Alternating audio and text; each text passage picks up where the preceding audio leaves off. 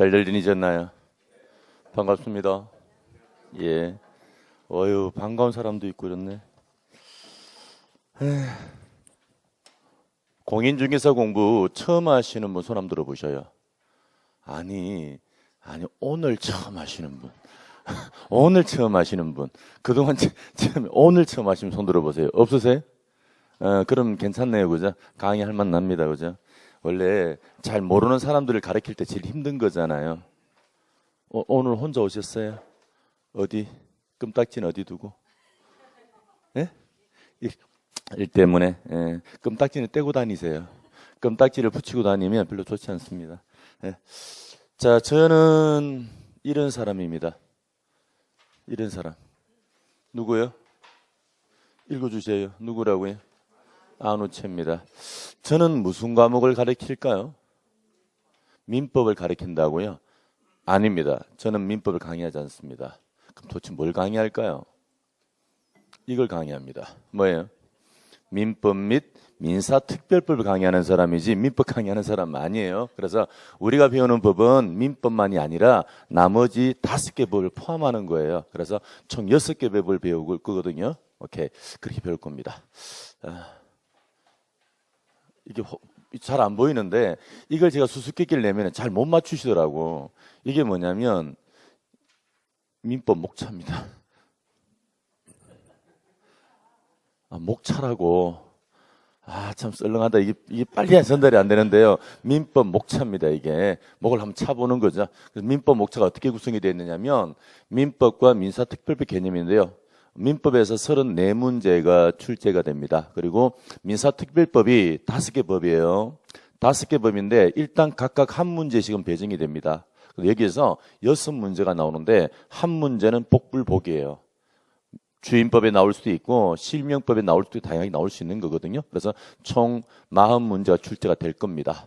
그래서 공부는 나오는 것만 열심히 하셔도 되고요. 자, 이제 3월 달부터 제가 중요하다는 건 꼭 표시해 드리고요. 중요한 건 지금 무한 반복을 해 드릴 겁니다. 공부는 제일 좋은 게요. 많이 보는 게 중요한 게 한 거예요. 같은 거라도 계속 반복하는 게 중요한 거예요. 무한 반복합니다. 여러분 요즘은 그런 거 없는데 옛날에 왜 테이프가 있던 시절이 있었어요. 음악 테이프. 기억나세요? 뭐 LP판 다음에 뭐 테이프 나온 거 있잖아요. 그 잘못되면 무한 반복 돌아갈 때 LP판 돌아갈 때가 있잖아요. 오늘 그렇게 계속 해드릴 겁니다. 중요한 건 계속 반복해드립니다. 집에 가서도 잠결에도 튀어나올 수 있게 제가 만들어 드릴 거예요. 오케이. 자, 이제 30회 공인중개사 맞죠? 오늘 숫자가 너무 좋은 거예요. 30회. 30회. 9수가 지났잖아. 30회. 정말 중요한 겁니다. 제가 운영하는 카페가 있거든요. 안우채 두드림 민법이라는 데가 있습니다. 두드림이란 뭐 두드리는 게 아니고요. 두드림. 발음 좋죠? 제가 말씀드리잖아요. 우리 작은 애가 저를 만나서 발음이 좋다고.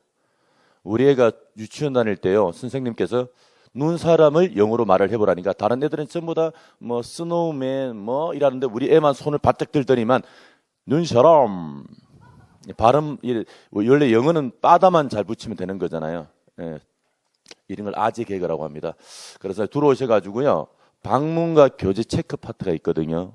여기 들어오셔가지고 제가 매달 수업을 진행할 때 그 교재 밑줄을 껴놓고 기본서 교재 밑줄을 꺼놓습니다. 그래서 미리 올려드릴 거예요. 아직은 안 올렸습니다.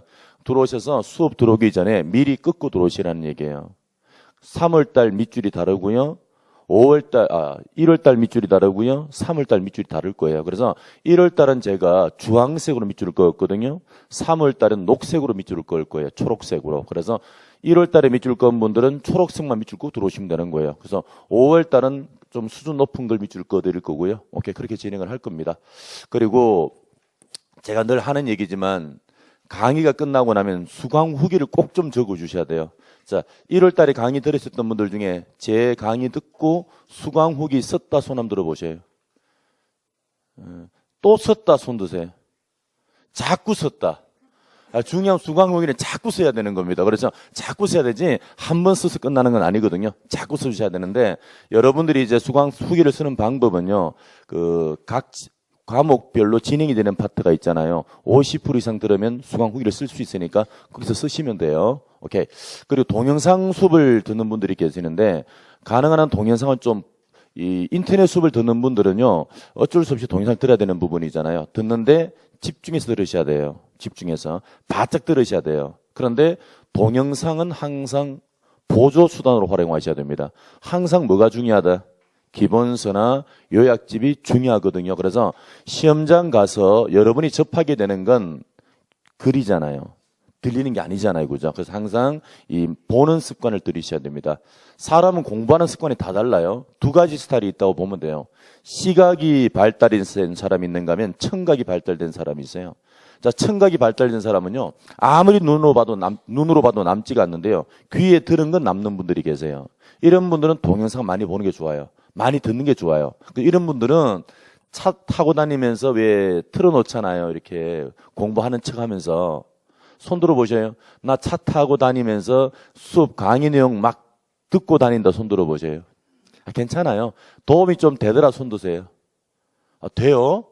의외로 되나 봐. 그거 많은 시간 투자하는데, 근데 실제로 많은 학생들이 그게 도움이 별로 되진 않아요. 자기 만족이 불과한 거예요. 나 듣고 있어라는 것. 근데 청각이 발달된 사람은요, 그것만 들어도 정리가 되게 돼 있어요. 근데 그런 분들이 10명 중에 한 2분 정도밖에 안 돼요.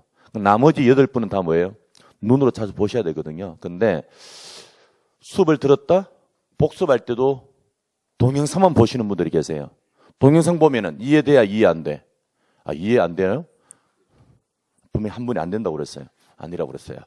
특별한 예외는 제외하고요. 되는 것처럼 보여요. 근데 이분이 책을 보는 게 쉽지 않아요. 자꾸 동영상을 들으시라고 그러잖아요. 그러지 마세요. 동영상은 한 번 들었잖아요. 두 번째 할 때는 가능한 한 보조수단입니다. 그래서 기본서나 요약집을 보시다가 이해가 안 되는 부분이 있잖아요. 그것만 발췌해서 들어야 돼요. 그래야 시간을 줄이는 거예요. 아셨죠? 수업도 듣고 동영상 또 듣고 무한 반복한다. 안 돼요. 발췌해서 드러나는 겁니다. 오케이? 그리고 복습은 당일날 끝내셔야 돼요. 미루지 마시라고. 당일날 끝내시라는 거예요. 그리고 제가 여러분에게 중요한 거 3가지 항상 말씀드리면 이거 중요한 거예요. 일단 뭐를 잘 정리하자. 용어 정리 정말 잘 하셔야 됩니다. 저는 영화를 보거나 드라마를 보거나 하면은요, 책을 읽어도 마찬가지인데요. 거기에 나와 있는 글귀들이 있죠. 또는 대사를 유심히 들을 때가 있거든요. 그러면 드라마에 보면은 정말 주옥 같은 대사들이 많이 나와요. 그럼 저는 깜짝깜짝 놀래거든요. 그러면 그 작가가 누군지를 한번 살펴볼 때가 있거든요. 야, 저 정도의 대사를 쓸 작가면 참 나이가 들어있고 인생 경험이 풍부한 사람이겠구나 싶어서 조사를 해보면요. 의외로 작가가 30대인 경우가 있어요. 30대에서 나올 수 없는 깊이 있는 단어들이 나오거든요. 그게 가능하지는 않거든요. 근데 그게 가능한 이유가 있죠. 그런 사람은 독서를 엄청나게 하신 거죠. 많은 단어를 알고 있다는 얘기잖아요. 소크라테스가 했던 유명한 얘기가 있어요. 세상에서 최고로 좋은 도둑질이 뭘까요? 최고로 좋은 도둑질. 여러분이 생각하실 때 1번 돈, 2번 시간, 3번 금, 4번 독서래요. 소크라테스 그런 얘기한 거예요. 왜 그런 얘기를 했느냐면